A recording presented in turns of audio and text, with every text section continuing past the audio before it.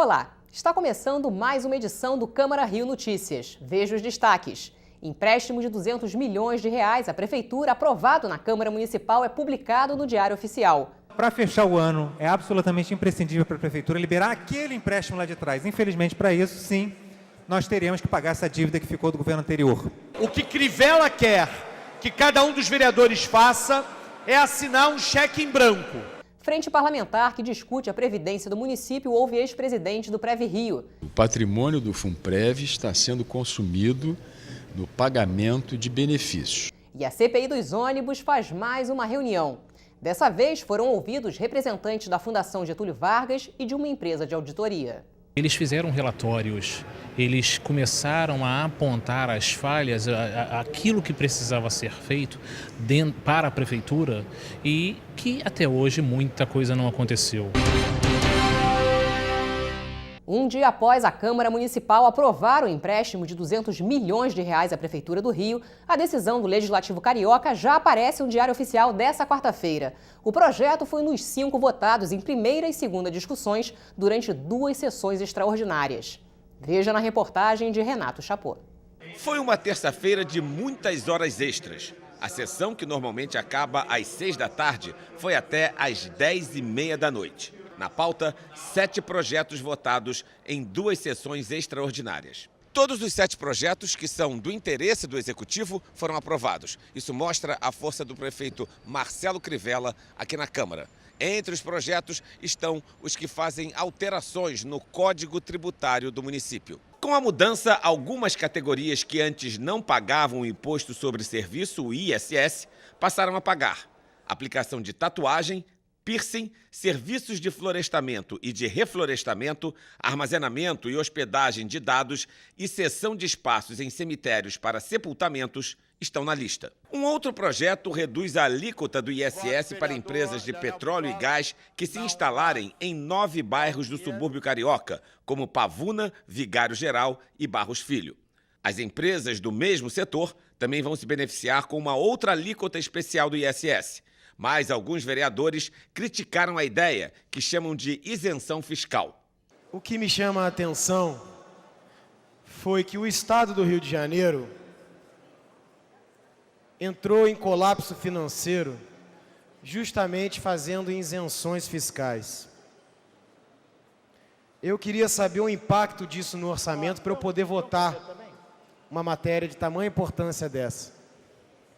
Como é que a gente vota um projeto onde a gente colhe o parecer do projeto em plenário?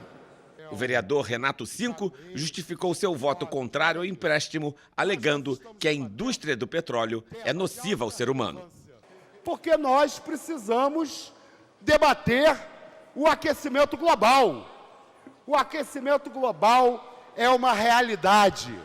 Ele é provocado principalmente pela utilização do petróleo, a queima do petróleo, a produção de CO2 e outros gases equivalentes de efeito estufa, pela indústria do petróleo, hoje ameaça concretamente, se não a sobrevivência da nossa espécie, mas a sobrevivência da nossa civilização. Por isso, eu vou votar contra qualquer projeto de lei que procure beneficiar a indústria do petróleo. De acordo com a nova legislação tributária, a Light passa a ser a empresa responsável pelo recolhimento da contribuição sobre a iluminação pública, a COSIP. Antes, a lei determinava que a prefeitura tivesse um convênio com a empresa concessionária e pagasse a ela por esse serviço. Com a nova lei, a prefeitura não vai repassar mais nada para a Light. Mas o projeto mais polêmico aprovado nesta terça-feira foi o que permite à Prefeitura pegar um empréstimo de 200 milhões de reais com a Caixa Econômica Federal. Foram 27 votos a favor e 12 contra. Desse valor, 2 milhões serão usados na educação e 198 milhões serão destinados ao pagamento de uma dívida contraída pela Companhia de Desenvolvimento Urbano da região do Porto do Rio na gestão de Eduardo Paes. Se não fizer esse pagamento, a Prefeitura não consegue autorização da Caixa Econômica Federal para sacar 2 outros empréstimos, aprovados pela Câmara no início do ano. governo anterior deixou uma dívida, viu, Brizola Neto, de 200 milhões de reais na Sedurp, na operação consorciada do Porto. E é claro, para você pegar um empréstimo sem você fazer os aportes que estão no contrato, agora foi cobrado da prefeitura, e aí de novo a gente pagando a conta, para poder fazer essa retirada do empréstimo lá de trás, aquele de 650 milhões. Então, para fechar o ano, é absolutamente imprescindível para a prefeitura liberar aquele empréstimo lá de trás. Infelizmente, para isso, sim, nós teremos que pagar essa dívida que ficou do governo anterior. O vereador Tarcísio Mota, contra a aprovação do empréstimo, fez um alerta. Disse que quem aprovou o negócio assinou um cheque em branco. O que Crivella quer que cada um dos vereadores faça é assinar um cheque em branco. A gente vai pegar 200 milhões com a Caixa para botar na Sedurp, para pagar para um fundo que é administrado pela Caixa. E a desculpa é de que sem isso o BNDES, que é outro banco, não libera aquele outro empréstimo, 652 milhões.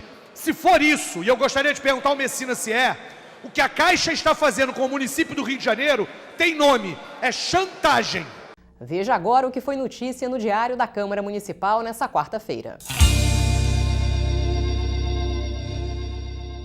Jovens conhecem a atividade parlamentar. Sessão extraordinária juvenil simula um dia de trabalho dos vereadores cariocas. Câmara do Rio recebe debate público para discutir o Programa Municipal de Educação Ambiental.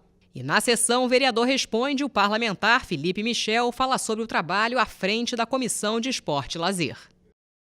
A frente parlamentar que discute a previdência do município ouviu nessa quarta-feira o ex-presidente do Prev Rio. O repórter Sérgio Costa acompanhou. O segundo debate público da Frente Parlamentar em Defesa da Previdência Municipal, presidida pelo vereador Paulo Pinheiro, contou com a presença do ex-presidente do Prev Rio, Luiz Alfredo Salomão. Ele apresentou números que ajudam a entender o prejuízo de 2 bilhões e 800 milhões de reais do fundo. Foram pouco mais de 2 meses à frente da entidade, mas tempo suficiente, segundo Luiz Alfredo Salomão, para perceber que o déficit foi causado pelo desfalque de reservas técnicas. Ou seja, os gestores misturavam estoque com fluxo. O patrimônio do Funprev está sendo consumido no pagamento de benefícios. Benefícios é fluxo, todo mês acontece. Aposentadorias e pensões têm que ser pagas. O estoque, que é o patrimônio do Funprev, deveria gerar renda para ajudar o Tesouro a pagar essas despesas, mas ele não está fazendo isso. Esse estoque está sendo consumido mensalmente, como se fosse a caderneta de poupança. Em vez de viver com base nos rendimentos da caderneta de poupança, eles estão comendo o próprio saldo da caderneta. E isso, obviamente, vai levar à falência do Funprev. Além de Paulo Pinheiro, apenas o vereador Leandro Lira participou do encontro. Foram apresentados números da instituição criada em 2001. Hoje, o Prev Rio precisaria de mais de 40 milhões de reais para se recuperar. O valor deveria ser aplicado para o pagamento dos benefícios. Uma das expectativas é a realização de auditoria e a identificação dos responsáveis pelo prejuízo. Todos os fatos que nós sentimos durante a CPI, que foram mostrados, sempre com uma desculpa de que o problema é estrutural, está claro que o problema é estrutural. E, evidentemente, agora no final, nós vamos apresentar a nossa posição em relação a isso, o que poderá ser feito e o que o governo precisa fazer e tomar coragem para não deixar o fundo de previdência do servidor municipal ir para um buraco, que sejam responsabilizadas as pessoas que agiram de uma maneira errada em relação ao Funprev. Eu espero que isso aconteça no relatório final. Se não acontecer, vamos apresentar um relatório diferenciado e, principalmente, que o relatório da CPI vá para o Ministério Público, para que ele possa também tomar suas providências em relação ao que aconteceu e é o que está acontecendo. Eu espero que a gente tenha algum tipo de resultado positivo com aquilo que a CPI vai informar para as autoridades no seu término. E também nessa quarta-feira, a CPI dos ônibus fez mais uma reunião. Quem tem os detalhes é a repórter Luciana Cabizieri. O representante da Fundação Getúlio Vargas Projetos, o técnico em economia Sérgio Gustavo, falou sobre os estudos que deram margem à revisão tarifária dos ônibus. Ele ressaltou que o estudo contribuiu para a melhora na qualidade dos serviços prestados pelas empresas de ônibus. Sérgio explicou que a FGV foi contratada para fundamentar economicamente um pedido das empresas para o reajuste das tarifas através da tabela tarifária prevista em contrato. O reajuste levou em consideração o aumento salarial de 10% dos motoristas de ônibus. Segundo o representante da FGV, existiam elementos suficientes para fundamentar o pleito da Rio Ônibus. No caso da FGV, ficou claro que o processo de revisão tarifária de 2011 foi feito única e exclusivamente a partir dos interesses da Rio Ônibus. A FGV atuou como advogada dos interesses da Rio Ônibus e não do interesse público. E aqui a FGV não cometeu nenhum crime, porque ela foi contratada de fato pela Rio Ônibus. Crime cometeu a administração pública ao sequer questionar os dados apresentados pela Rio Ônibus e pela FGV. Em seguida, foi a vez do representante da empresa Price Consultoria, Ronaldo Matos Valim, prestar esclarecimentos à CPI dos ônibus. A empresa fez um raio-x do sistema de transportes na cidade. Segundo o Ronaldo, a Price concluiu cerca de 92% dos estudos. O restante do trabalho foi interrompido por falta de pagamento por parte da prefeitura. O representante ressaltou que a empresa elaborou relatórios que avaliaram o modelo do sistema de ônibus. Os estudos ainda mostram a capacidade da Secretaria Municipal de Transporte para planejar, gerir e avaliar a qualidade dos serviços dos ônibus na cidade. A sobreposição de mais de 50% dos trajetos das linhas de ônibus em alguns bairros e a falta do serviço em outras regiões da cidade também foram apontadas no relatório. Eles, de forma muito clara, expuseram as nossas perguntas. Eu tinha uma série de perguntas a ambos e eles responderam assim com muita clareza, com muita eficiência, dando também uma atenção especial ao pessoal da Price, porque eles fizeram relatórios, eles começaram a apontar as falhas, aquilo que precisava ser feito para a prefeitura e que até hoje muita coisa não aconteceu. No próximo dia 17, a CPI dos ônibus volta a se reunir e dessa vez vai ouvir o ex-subsecretário de Transporte, Rômulo Rico, e o ex-procurador-geral do município, Fernando Dionísio. Nós vamos, na próxima sessão, voltar à questão do questionamento sobre o modelo de concessão de ônibus do Rio de Janeiro. Por que o modelo adotado foi esse? Por que nós não tivemos um estudo, um projeto básico? Nós vamos querer perguntar isso. Não é nenhuma acusação aqui, nem ao Rômulo Rico, nem ao Fernando Dionísio, mas a gente precisa chegar a essa CPI responsabilizando os agentes públicos que, na verdade, não cumpriram suas funções ao fiscalizar e a ter um sistema melhor para a população carioca. E o Câmara Rio Notícias termina a edição de hoje com uma homenagem a Agenor de Oliveira, o Cartola, que completaria 109 anos. Considerado por muitos o maior sambista da música brasileira, Cartola morreu de câncer em 1980, aos 72 anos de idade. Compositor de muito talento, o sambista imortalizou o Morro da Mangueira nas suas músicas. Cartola também participou da fundação da Escola de Samba Estação 1ª de Mangueira. Fique agora com um dos maiores sucessos de Cartola. Um bom feriado e até a próxima.